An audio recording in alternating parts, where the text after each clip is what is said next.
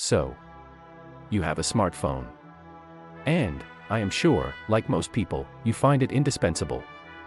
It is your best friend.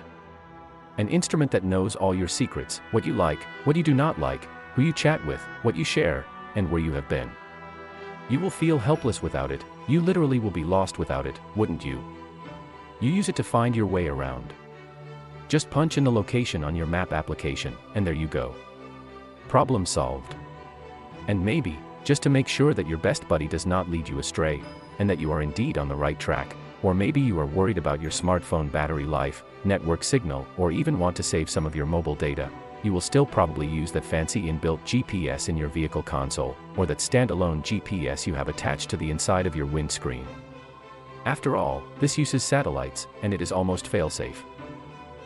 Notice, I said, almost fail-safe. Other than a satellite being a programmable instrument which is still subject to certain vulnerabilities and even to the personality of who controls it, remember that until a few years ago, we never had a Space Force as part of the military. This means that if not by some alien species probably vaporizing that satellite, the assumption is that a Space Force has, or will have, the capability to turn a satellite into space thrash. Or, maybe a solar flare could easily make a satellite melt into oblivion. You never know. Why am I telling you this? Because a prepper leaves nothing to chance. A prepper always thinks ahead to stay ahead. And, if you want to stay ahead, then, you must know direction, and in most cases, the path of travel that offers the least resistance.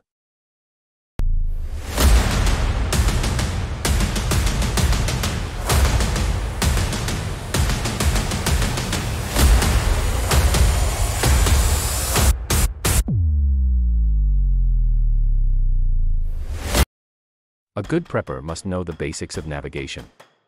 Other than the conventional or general-purpose road maps that highlight routes and other built environment locations. You should know how to read a topographical map, and you should know how to use a compass. You must have that one skill set that does not rely on a battery, signal strength, network availability, mobile data, or a piece of metal flying in space at the mercy of the sun, or at the mercy of a person obsessed with lightsabers, or subject to some unknown intelligent lizard-looking alien with a trigger-happy finger. Why?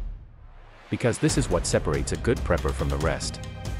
Knowing the fundamentals of how to navigate and how to read a map not only enhances personal safety, but these practical and self-acquired skills also add and contributes to your overall resilience in various scenarios.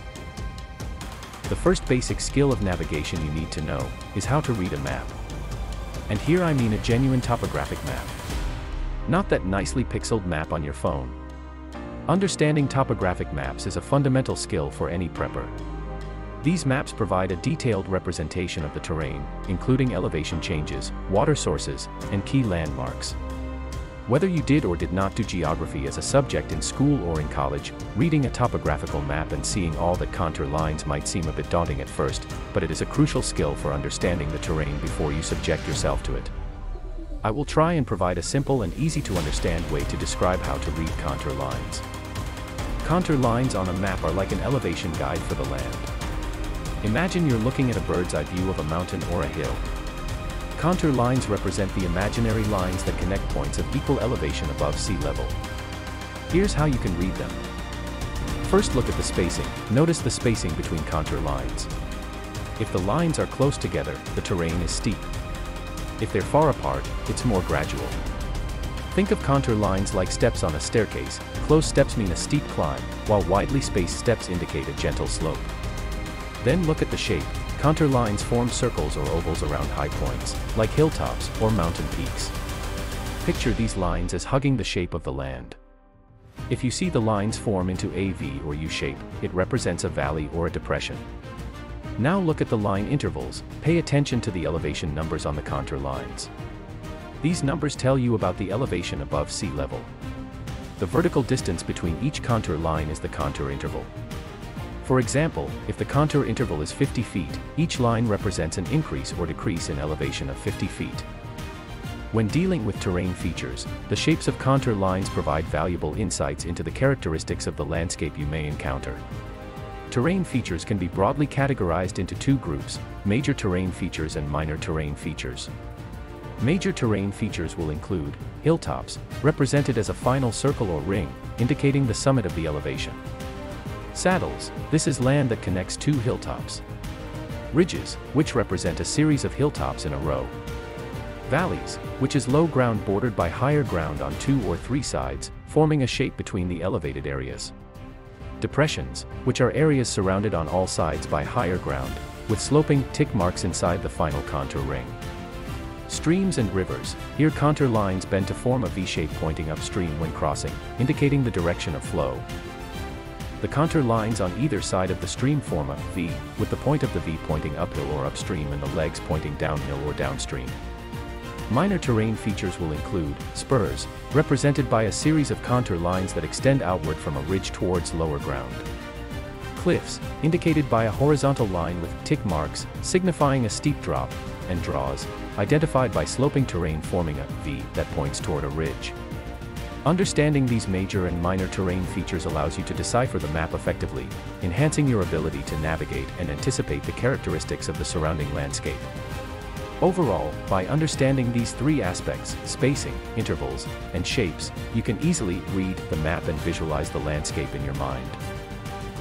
Appreciating that a professional cartographer may be watching this video with a deep frown and a few hand gestures, but for sake of prepping, and the basics of what you need to remember when reading topographic maps, remember this. The trick is to look at the lines, their shapes and their elevation intervals, and then create a 3D picture in your mind which will help you see how steep the hills are, where the valleys lie, and the overall shape of the terrain. When contour lines are close together, it means that the elevation is changing rapidly, representing a steep slope. Likewise, when they are far apart, it represents a gradual slope. When contour lines appear like they're on top of each other, it means that there's a cliff. When contour lines are very few, it shows that the elevation is not changing much, that is, the land is considerably flat. Look for the U or V shapes that represent valleys. And remember the rules of V's as it relates to water flow. Also be mindful of areas where there are depressions in the landscape. My suggestion is for you to purchase a set of topographical maps for the area you live in, and the area for which you are probably going to travel across to get to your bug-out location or place of safety. Start by familiarizing yourself with the map's legend.